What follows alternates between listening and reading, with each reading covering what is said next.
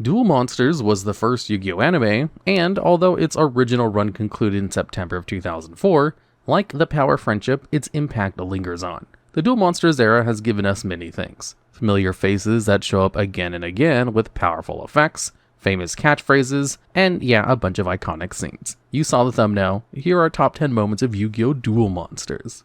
Kicking off this list at number 10, we have that time Yugi saves Seto Kaiba from himself and the Pharaoh. High atop Maximilian Pegasus' castle, the winds blow fierce, and ring with roars of Seto Kaiba's ultimate ace, the Blue Eyes Ultimate Dragon. There's unfinished business and bad blood between the former Duels Monster World Champion and young Duelist Kingdom Challenger, Yugi Moto. Prior to the tournament, Kaiba abducted and harmed Yugi's grandpa to steal the old man's treasured Blue Eyes White Dragon card. Yugi might have won the duel in the aftermath, but Seto Kaiba is back. He wants to prove his strength, take revenge, and save his little brother from the clutches of Pegasus, while Yugi duels with the soul of his grandpa on the line. The stakes for both duelists are as high as the castle ramparts they duel on, and the conclusion of their bouts is hotly contentious. After a long and grueling almost 30 turns, both combatants have destroyed powerful monsters and summoned their own, including Seto's triple fused Blue Eyes, then the strongest monster yet encountered in the show. With 4500 attack, it's even stronger than the Paradox Brothers' Gate Guardian.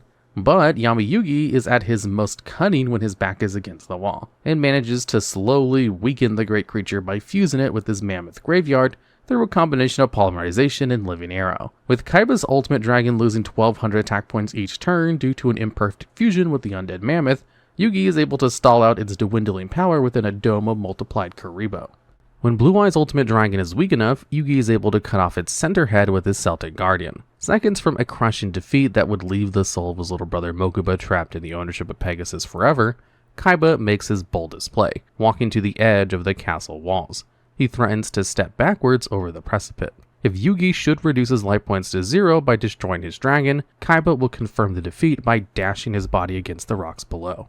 For the first major time in the series, a fissure splits between the two Yugis. Previously, the spirit of the Pharaoh would take over for Yugi during duels, and at other key moments when his wisdom and experience would aid Yugi's friends, but at this point of the castle clash, the Pharaoh and his vessel stand at cross purposes. The Pharaoh desires above all else to win, and accomplish the goals of Yugi, who he identifies with. But Yugi Moto holds different values in the Spirit of the Millennium puzzle, including reservations against inflicting harm. Ultimately, it's Kaiba's choice whether to jump or not, but he foists the actual power to decide on Yugi, whose conscience is resolute enough that he can neither attack Kaiba himself, nor allow the brash egos of Seto and the Pharaoh to dictate a fatal outcome. But the Pharaoh defies Yugi's psychic pleas for mercy, declaring an attack on the weakened dragon with his Celtic Guardian. In the end, this attack does not go through. Teia's intervention galvanizes Yugi and shakes Yami, allowing Yugi Moto to regain control of his body and officially call off the attack. In the next turn, Seto attacks with his revived Blue Eyes head and defeats Yugi. He takes Yugi's star chips, but can't shake the chip off his shoulder, because even he knows his victory was not won by skill as a duelist. In a twisted way, this scene is kind of sweet. One of Kaiba's defining character traits is his pride. He wants to conquer his enemies at their strongest to prove his own power. But in this moment, with Mokuba's soul on the line, Kaiba debases himself through desperate manipulation. It is possible that this wounds his ego even more than his original loss to Yugi, but he's not the only one to take injury as a result of this duel. The tentative trust between Yugi and the spirit he hosts is strained. Although Yugi knows the Pharaoh fights in his corner, he is unsure how far Yami is willing to go, and that scares him. Yugi and Yami's relationship is pivotal to the Duel Monsters series. Both grow and change as a result of the influence of the other, and this climactic rematch against the first opponent they ever defeated is an important milestone in their progress. We just got done talking about Kaiba's lowest moment at number 10, so let's line things up for number 9. When he's not leveraging his own life to win a children's card game, he's making snarky one-liners and being a Machiavellian little rich boy devil, and that rocks. Instead of assigning this list spot to one moment, we're going to quickly run through a bunch of Kaiba lines that'll leave you feeling like a third-rate duelist with a fourth-rate deck. Kaiba doesn't care about your soul. At the end of the Waking the Dragons arc, Kaiba and the Pharaoh clash against Darts, an ancient Atlantean sorcerer who aims to use the power of the Orichalcos to siphon the life force of the world into the otherworldly and world-sized giant Leviathan. Engaging both duelists directly, Darts uses his Orichalcos mirror ritual spell to summon Mirror Night Calling, a monster that summons 4 Mirror Knight tokens. There are mechanics at play here, but more importantly, Darts imbues each Mirror Knight with a human soul. Standing between Darts and the attacks of Kaiba and the Pharaoh are Joey, Yugi, Mai, and Pegasus. The Pharaoh is pretty freaked out by this ploy and already racked with guilt over his failure to protect Yugi from Darts. But Kaiba is totally unbothered. Am I supposed to be scared to attack? He asks. Well, only if destroying an innocent soul concerns you, taunts Darts. Kaiba smirks. Nah, as the president of a major corporation, I have to do that every day. Another staple of the series is Kaiba's perpetual disdain for the perpetual underdog Joey Wheeler. Following the defeats of Darts, the gang is stranded in America because Pegasus flew them out across the world, but is too busy to now send them home. Luckily, Mokuba and the considerable resources of Kaiba Corp are here to help, and all the gang has to do is agree to participate in the next KC Grand Championship to generate buzz for the newly opened Kaiba land. Despite Mokuba basically extorting them into participating, Seto isn't thrilled at hosting Joey Wheeler. He makes it clear to the gang that anyone who's late for registration will be disqualified. He follows this up with some special instructions for his brother, Mokuba, make sure Wheeler's late. It's worth noting that Kaiba claims not to believe in magic. All these Millennium items and lingering spirits, he just doesn't care. Even during the Millennium World arc, when everyone is transported to ancient Egypt to play out high-stakes shadow games, he is unfazed. After watching the dark god Zork Necrophades chew through so many of his allies, Kaiba confronts the demon undaunted and unshaken in his belief. Listen, Zork, I've been smacking around virtual monsters like you ever since I could talk, he taunts. As a matter of fact, my first words were neutron blast attack. Okay, one last Kaiba line just for fun. During the death duel between Yugi Moto and a brainwashed Joey Wheeler, Merrick's rare hunters held hostages to ensure the duel wasn't interrupted. In the manga, Kaiba flings one of his top decks like a shuriken into the flesh of one of the henchmen, causing him to drop Mokuba.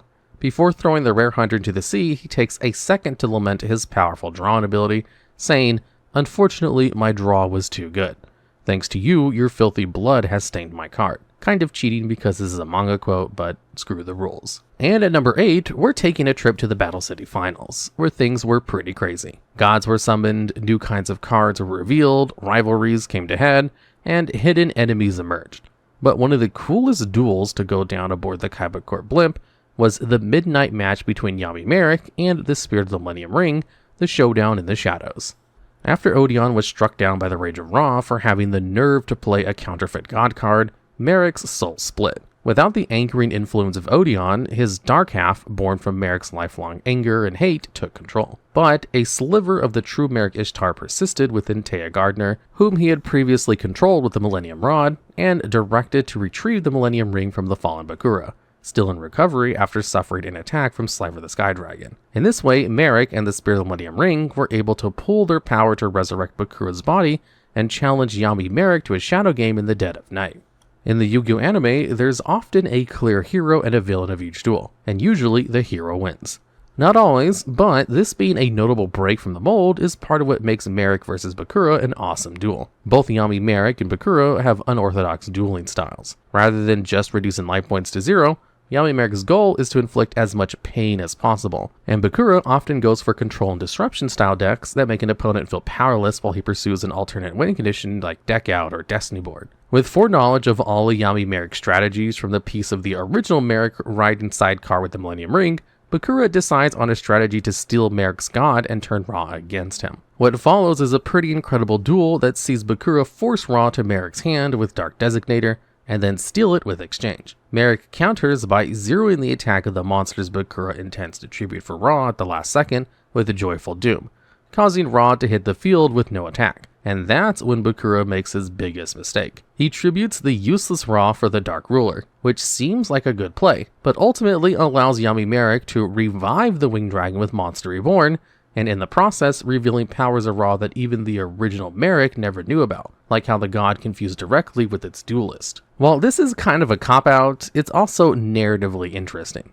Unburdened by the good parts of Merrick, the Dark Half is able to fully utilize the capabilities of Ra. The fact that Merrick Model 1 was never able to access these abilities is evidence that good has always festered within Merrick, even in his darkest moments. Anyway, Bakura is vanquished and another of Merrick's ties to the world is severed, but not before the fading Spirit of the Millennium Ring states that he is darkness itself and will be back. This entire match is fascinating, as both Yami Merrick and Yami Bakura are avatars of darkness. Merrick's flavor is a wild growth of turbulent emotions that's nevertheless very human, while Bakura's, being entwined with the essence of Zork, is something more alien and elemental. Even the Japanese name for this duel boils down to darkness versus darkness. The kanji here would normally be pronounced Yami Tai Yami, but the furigana clarifying the actual intended reading is Merrick versus Bakura. This entire sequence is darkness, both foreign and familiar, eating itself. After talking about a character that fell to a god, actually two of them, poor Bakura took direct attacks from both Ra and Slifer. Let's talk about a character that took on a god and won. At number 7, it's the Pharaoh versus the Silent One. After Yugi's duel against Arcana, where whirling blades were set to slice into the loser's ankles, and before his duel against Loomis and Umbra, where the losers would plummet a skyscraper's height, Yugi dueled a character called Strings. Also, wow, Yu-Gi-Oh! Season 0 and Season 2 are both just Saw.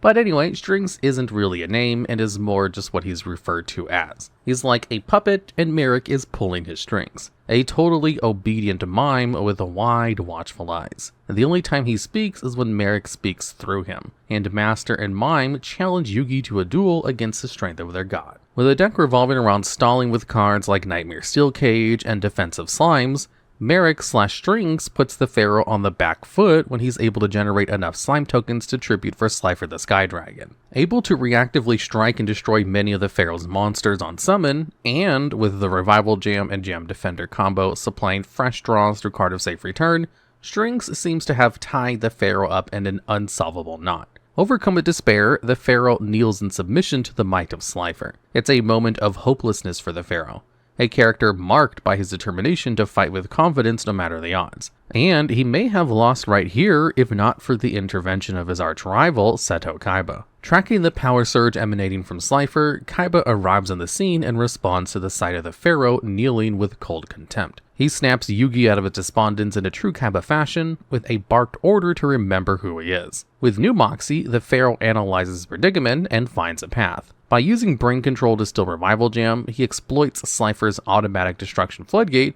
to repeatedly bring back and destroy Revival Jam, each time triggering Card of Safe Return to force Strings to draw 3 new cards. This loops until it breaks, with Strings robotically flexing his fingers over an empty duel disc, having lost by deck out. This moment is hugely significant for several reasons, the first of which being a demonstration of how overwhelming odds do not result in foregone conclusions. No power is too strong to topple. Second, that in a moment of weakness, Kaiba is the one to inspire the Pharaoh, showing the impact of multiple kinds of support. Rather than the positive encouragement of his friends, what Yugi needs in his dire moment is the cold shock of someone telling him to break the cycle of his own thoughts. But enough about Yugi and Kaiba, we'll have more to talk about with them later. Let's jump to this series' pluckiest amateur-turned-champ, Joey Wheeler. It's established early on that compared to seasoned competitors like My Valentine and Rex Raptor, and even his classroom pal Yugi, Joey is a bit of an underdog. Taya even beats him. But where there's a will, there's a way. And Joey's got willpower in spades. We're going to do another quick melody for number 6, highlighting a few times Joey Wheeler turned the tables on an opponent by using their own cards against them. In the semifinals of Duelist Kingdom, Joey squares off against former American champion Bandit Keith. This match was a long time coming, since previously Joey had been kidnapped by underlings of Keith and forced to duel bonds in a graveyard. And Keith had even stolen Joey's Glory of the King's Hand card, which was also Joey's right to participate in the tournament. With a new glory card given by his good pal Yugi, Joey duels Keith and gets him back by using Copycat to steal Keith's Metamorph. Earlier in the duel, Keith used Metamorph to turn his Zoa into the mechanical Metazoa, and now Joey does the same with his Red Eyes, calling forth Red Eyes Black Metal Dragon. But this isn't the end of the duel. Keith cheats 3 copies of 7 Complete to supercharge his slot machine and does some other shenanigans, but although things look grim, it's ultimately not enough to defeat Joey's robot dragon. Just in time, Joey uses his Gravedigger trap to swipe a copy of Keith's Time Machine, bringing Red Eyes Black Metal Dragon back to the field with restored stats and winning the duel. Keith might have cheated hard, but Joey played harder. For another example of Joey using his opponent's cards to pull off a Cinderella victory, we look to Battle City, where Joey throws down with the alleged psychic duelist Roba. Interestingly, this isn't the first time Joey dueled an opponent who cheated by pretending to have psychic powers, since My Valentine pulled a similar trick in Duel's Kingdom, but Roba has his siblings spy on his opponent's cards from a nearby rooftop and radio their findings in. Still, even the combination of this plus Roba's ace Jinzo aren't enough to keep Joey down. With his spell, Roulette Spider, Joey sets an amplified Jinzo spinning, and where the mechanical menace points its devastating attack cannot be foreseen by strategy or siblings' recon squads. In the end, Jinzo attacks Roba's own Reflect Bounder, which bounces the attack back onto Jinzo and deals big damage to Roba's life points. This wins Joey the duel and nets him a new powerful Jinzo in the process. The comeback kid is scaling, folks. But both of those examples are Joey improvising on the fly. He's really good at this, but a time when Joey's ingenuity and growing experience as a duelist both shine is during the Duelist Kingdom Finals match against his best friend, Yugi Moto. Riding the high of his triumph over Bandit Keith, Joey is wise enough now to not let a win go to his head. He knows Yugi is better than Keith, maybe better than anyone, but Joey factors this into his strategy. After baiting Yugi's powerful Summon Skull, Joey defeats it with Shield and Sword, Flame Swordsman in a 1-2 combo. Not to be outdone, Yugi responds by using Polymerization to fuse Curse of Dragon and Gaia the Fierce Knight, but this is also anticipated. Joey loses Flame Swordsman but summons his Red Eyes Black Dragon. What at first seems like a misplay, Joey loses to Dragon Champion, right, is revealed to have been part of Joey's grand plan, when he uses Copycat to mimic the Lost Summon Skull and Grave Robber to nab Yugi's Polymerization. The resulting Black Skull Dragon is the strongest monster on the field, and more powerful than anything in Yugi's deck. It's an expert play that shows how far Joey has come strategically from his days of sitting on nothing but normal monsters, and the Pharaoh is impressed. Although Joey goes on to lose his duel, it's not a mark against his skills as a duelist. If anything, Joey has given Yugi his best match yet, even better than the upcoming one against the Season 1 Big Bad, Pegasus, who has to rely on ancient magic to rival Yugi.